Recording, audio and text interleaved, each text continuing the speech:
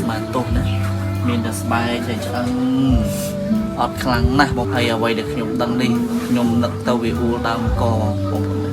ដើមកយ៉ាងម៉េចថ្ងៃដែលគាត់បានស្នើមកខ្ញុំគឺជាថ្ងៃបុណ្យស្លាប់មួយយាយខ្ញុំទៅសុំសម្លបងប្អូនណានិយាយនឹងប៉ះពាល់អារម្មណ៍ហ្នឹងណាចឹងមែនក៏បាត់ទៅសុំមកសម្លដែលសល់ពីតុកហ្នឹងបងប្អូនណាហើយទៅសុំប្រពន្ធខ្ញុំគាត់ឆ្ងល់ថាមកយាយយកទៅអីសម្លហ្នឹងសល់ពីគេទេចាចឹងមែនមកយាយគាត់ថាចាក់ឲ្យយាយមកយកទៅឲ្យចៅកូននៅផ្ទះនេះចៅអត់ដឹងអីទេបងប្អូនណាហើយដឹងតែឃ្លានហើយហេវមួយនៅក្នុងអស់លីណាយម៉ែអញអាយុម៉ែនដែរយកមកខ្ញុំ86កូនព្រះហាហើយចៅក៏ព្រាពី3ក៏កំព្រានេះនៅយាយអាយុ8ជាងហើយបងប្អូនណាខ្វះខាតគ្រប់សពបែបយ៉ាងចេះនិយាយអត់ចាំនិយាយអត់កហ្នឹងកហ៎តែយើងនិយាយអីទៅទឹកដឹងខ្លះហ៎ដឹងតែហេវដឹងតែឃ្លានហ្នឹងទៅចាបាយឆ្អិនបងដល់បាយដែរហើយហូបអត់គាត់គួយគេឲ្យអីហូបហ្នឹងចឹងទៅអាវបើនឹងសារគេឲ្យស្លៀកពាក់ឯនេះដល់ទៅហែកដាក់ទៀនឲ្យចាតាំងពីកំណើតមកឬក៏យ៉ាងម៉េចយ៉ាងម៉េចពីកំណើតកូនតាំងដែរប្រពន្ធនៅតែលោកខូចទាំងពីរនាក់ចាបងប្អូនហើយស្មានទោសណាមានតែស្បែកតែឆ្អឹងអត់ខ្លាំងណាស់បងហើយអ្វីដែលខ្ញុំដឹងនេះខ្ញុំនឹកទៅវាអ៊ូលដើមកបងប្អូនដើមកយ៉ាងម៉េច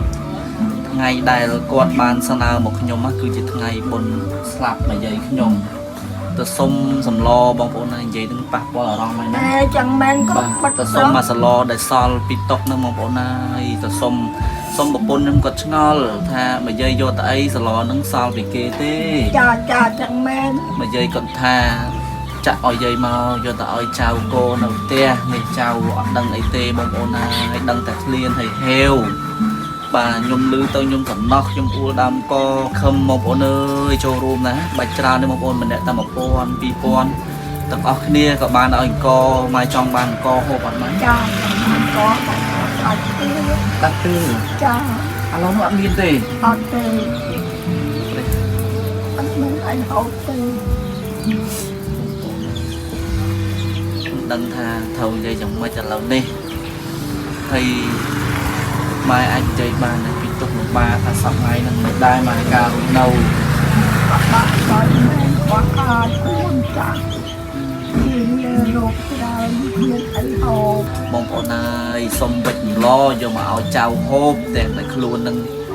ស្មានទោសបងប្អូនណាមានតែស្បែកនឹងច្រើនអញ្ចឹងសង្ឃឹមបងប្អូនអើយសប្បុរសជនបងប្អូនជុំរួមជាតិជាពិសេសបងប្អូនដែលនៅក្រៅប្រទេសលោកជួយបាទសុំឲ្យបានកទឹកត្រីទឹកស៊ីអ៊ីវនិងថវិកាខ្លះទុកឲ្យម៉ែគាត់ទៅកម្រងការធ្វើបុណ្យបន្តគឺជាបុណ្យកសលរបស់យើងពីមុនបន្តិចបាទកម្មរបស់យើងវាច្រើនអញ្ចឹងបើយើងអត់ជាយើងធ្វើទេ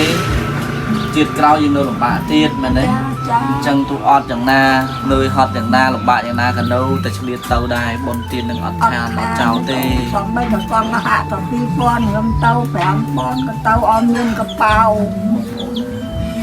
ហើយឥឡូវនេះទៅរកអីទៀតសង្ឃឹមអីបងប្អូនណាអាយុ8ជាងហើយមានតែសង្ឃឹមលើថ្នាក់ដឹកនាំបងប្អូនឃុំស្រុកបាទជាពិសេសលោកជំទាវអាយដាមក្នុងប្រទេសក្រៅប្រទេសជួយម៉ែផងហើយទីតាំងដែលខ្ញុំចង់មកថ្ងៃនេះគឺនៅខាងភូមិព្រៃស្រឡែងភូមិទួលលំពិលស្រុកបរសាទខេត្តកំពង់ស្ពឺ